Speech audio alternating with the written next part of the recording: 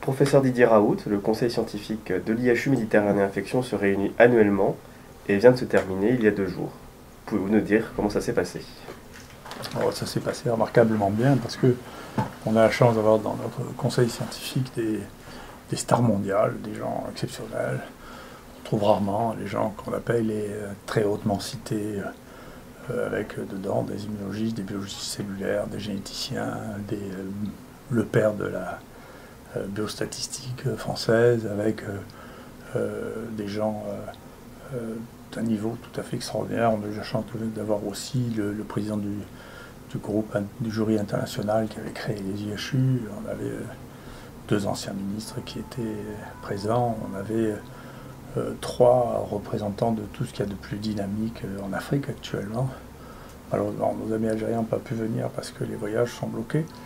Mais on avait vraiment une des plus grandes stars d'Afrique, qui est Moïmbé, qui est le découvreur du virus Ebola quand même, hein, qui a géré, lui, plusieurs épidémies depuis Ebola, le choléra, la peste au Congo, qui est un homme d'un calme extraordinaire, qui nous a expliqué la structure qu'il avait avec le président de la République, qui s'adressait directement à lui pour pouvoir gérer les problèmes épidémiques, parce que c'est le sachant des problèmes épidémiques, et qui tient au courant le ministère de la Santé, mais ce n'est pas spécifiquement le rôle du ministère de la Santé de gérer l'épidémie là-bas.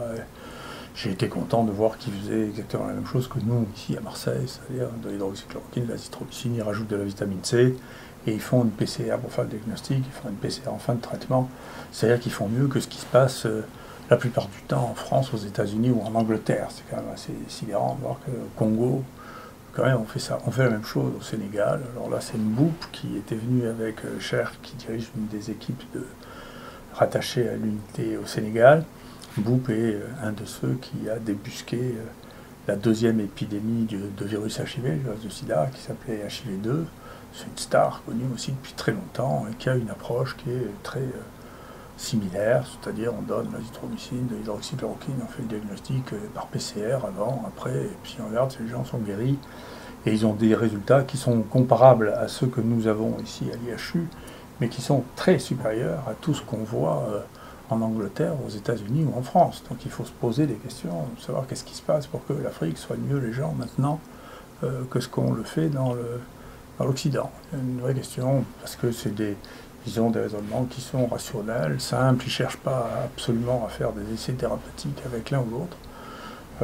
Donc c'est manifestement un bon choix, d'autant qu'on voit que cette obsession de l'essai thérapeutique, on voit où est-ce qu'elle a mené, c'est-à-dire au fait qu'il n'y a strictement aucun résultat avec le remdesivir, à part que sûrement les hauts et les bas du remdesivir ont bien dû rapporter de l'argent à quelqu'un parce qu'ils se sont joué beaucoup d'actions. Enfin, on ne consommera pas de remdesivir. Et d'ailleurs, moi j'ai essayé d'expliquer, vous savez, comme ça ne marche pas dans les formes graves, dans les formes initiales, je ne sais pas qui c'est qui va accepter 10 jours de perfusion, si vous voulez, en restant avec un produit qui a une relative toxicité pour une maladie dont la létalité, ça, le nombre de morts, est quelque chose entre 0,3 et 0,8%. Vous n'allez pas prendre une perfusion de 10 jours. Quoi. Donc c'était irréaliste. N'importe quelle personne qui s'asseyait tranquille pour réfléchir aurait su que ce n'était pas réaliste. Dès qu'on a compris que la phase virale où le médicament pouvait être actif était la phase initiale et pas la phase pendant laquelle le pronostic était engagé. Donc tout ça a été étonnant et le seul médicament qui donnait quelque chose dans les deux essais français, que ce soit Discovery ou l'essai de la danger, ont été arrêtés avant la fin sans que l'on comprenne pourquoi, alors qu'ils montraient déjà des signes d'efficacité. Donc je crois que les gens de bon sens ailleurs raisonnent sur, écoutez, il y a des médicaments qui sont pas chers, qui sont efficaces, on voit que les gens vont bien quand on leur donne ces traitements, on sait que c'est pas toxique. Là aussi, une espèce de folie qu'a pris le monde occidental à transformer le médicament le plus presque au monde en médicament toxique. D'ailleurs, c'était déjà arrivé avec le Lancet, il y avait une autre histoire comme ça, c'est peut-être pour ça que j'étais plus réservé, avec l'ivermectine, où en 1997, le Lancet avait publié un papier disant que l'ivermectine tuait. Alors c'est déjà un repositionnement, parce que l'ivermectine est un médicament pour lequel son inventeur a eu le prix Nobel il y a 2 ou 3 ans, qui est un japonais. qui avait été utilisé pour les maladies tropicales, en particulier pour les filarioses. Donc ça a été donné à des centaines de millions de gens. Par exemple, au Sénégal, toute la population, une fois par an, reçoit de l'ivermectine pour être déparasitée. Donc c'est un médicament. Et il se trouve que ce médicament fonctionne aussi contre la gale, contre les poux. Et donc, quand il a été utilisé contre la gale, il y a quelqu'un qui a dit, écoutez, on a donné dans une EHPAD ce médicament, il a tué les gens. Et donc il a fallu, moi ça va vous conduire, c'est le moment où j'ai essayé de traiter une épidémie de poux en Afrique. Et donc on n'a plus pu l'utiliser parce que l'OMS, du coup, interdisait qu'on l'utilise, ce qui était là aussi complètement inconséquent, parce que personne ne pouvait mieux savoir que l'OMS, qui faisait des grands programmes d'éradication des vers, que ce médicament était toxique, on n'a pas pu l'utiliser. Et donc il a fallu quelques années pour qu'on revienne sur Terre. Vous voyez, c'était une autre folie. Il faut faire attention à ce qu'on publie parce que ça a des conséquences. Là encore, on a de la chance que ça a eu juste comme conséquence de montrer jusqu'à quel point le monde occidental était devenu ridicule. Mais pour l'ivermectine, comme tout le monde s'en fichait, ça a eu comme conséquence qu'on n'a pas pu traiter pendant un certain nombre de temps les gens qui étaient malades avec le médicament le plus efficace et qui est complètement anodin. Donc c'est embêtant. Enfin, toujours est-il qu'il ne faut pas s'imaginer que le monde fonctionne comme il fonctionne ni en France, ni en Occident. Les gens fonctionnent un peu comme ils veulent. Et on ne peut pas dire que la crédibilité de nos messages soit très grande dans les pays du Sud. Je ne parle pas des nôtres, hein, je parle de nos messages officiels. Donc je pense qu'il y a une réflexion à avoir qui va se faire. On verra bien, hein, mais enfin globalement, si les pays où la mortalité la plus élevée sont les pays les plus riches, ça témoigne de quelque chose qui mérite d'être analysé très profondément. Concernant les données de mortalité, qu'est-ce que les analyses rétrospectives sur le premier semestre 2020 nous apprennent ? Déjà, pour l'instant, pour remettre les choses en situation, parce que je vois qu'il y a beaucoup d'émotions, il est clair qu'on a un deuxième acte, une deuxième épidémie. Je vais vous reparler des sources de cette épidémie. Mais cette épidémie, si on regarde les données qui ne sont pas les miennes, hein, qui sont des données qui nous sont transférées par l'assistance publique de manière très transparente quotidiennement, vous voyez, le taux d'hospitalisation est de 132 personnes. Sur ces 132 personnes,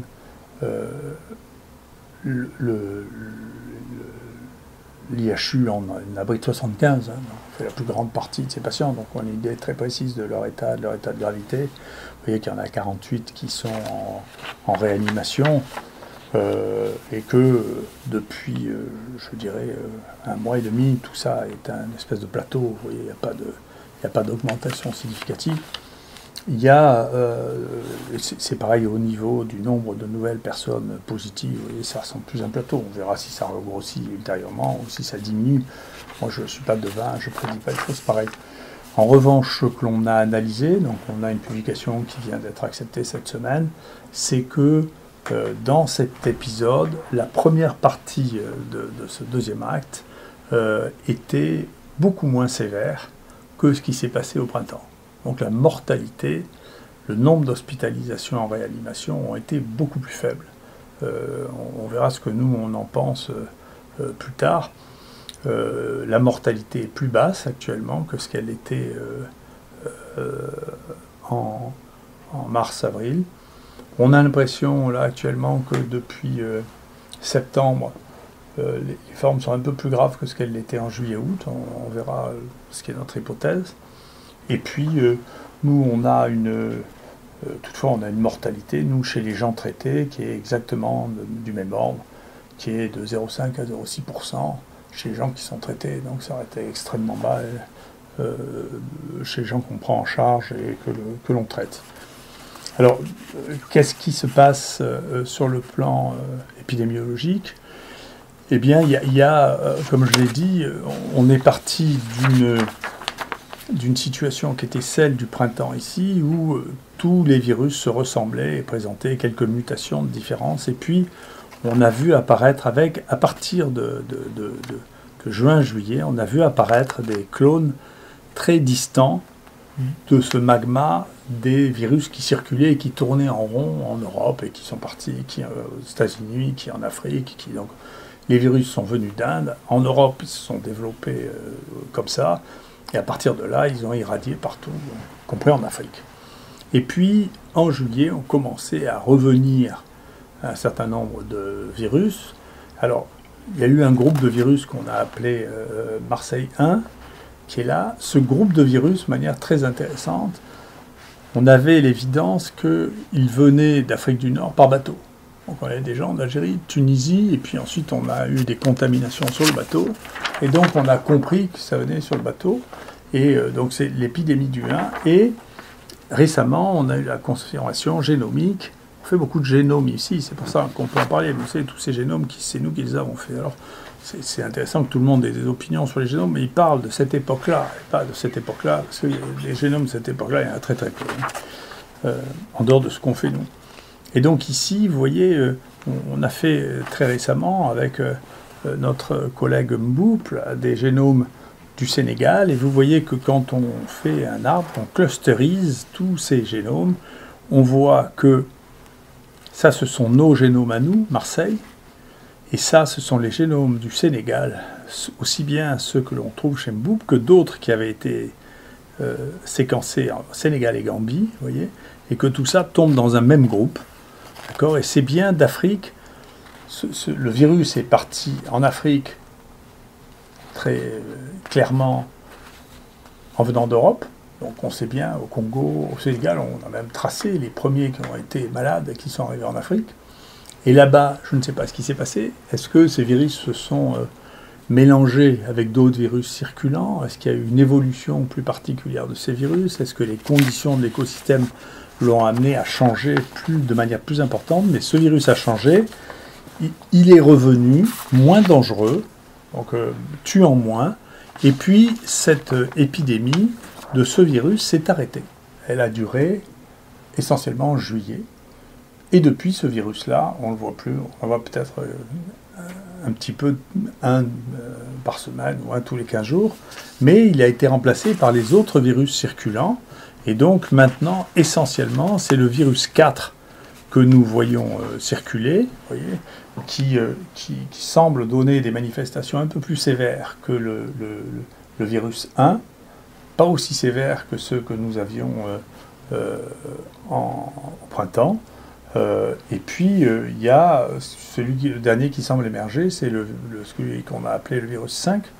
Le virus 4, les seuls, pour l'instant, génomes identifiés qui soient du même groupe que le virus 4 sont des groupes européens.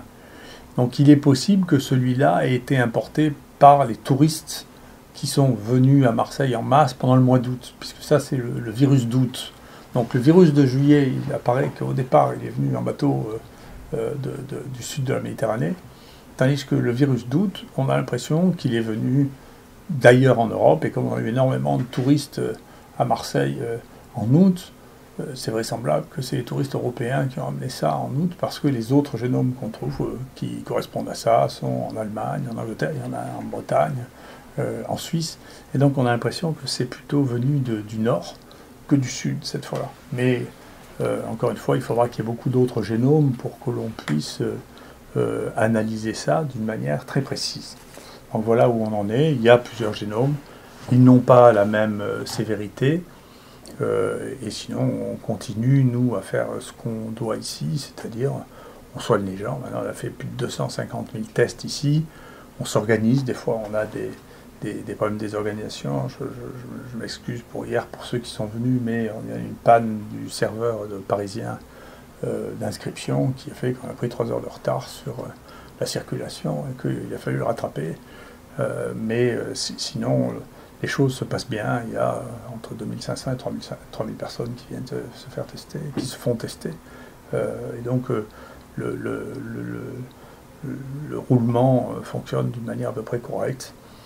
Et au contraire, on aura plutôt des nouvelles satisfaisantes à annoncer sur le plan du soin, puisque je pense qu'on a des améliorations qui sont significatives pour les sujets les plus fragiles. Et puis Jean-Christophe aura l'occasion de vous dire qui meurt vraiment de ça. Et, en réalité, bien sûr, c'est les gens qui ont une espérance de vie extrêmement courte, 99 fois sur 100, ici au moins, hein. Et donc qui ne modifie pas vraiment, pour l'instant, pour ce que l'on voit de manière très significative, l'espérance de vie à Marseille. Merci beaucoup.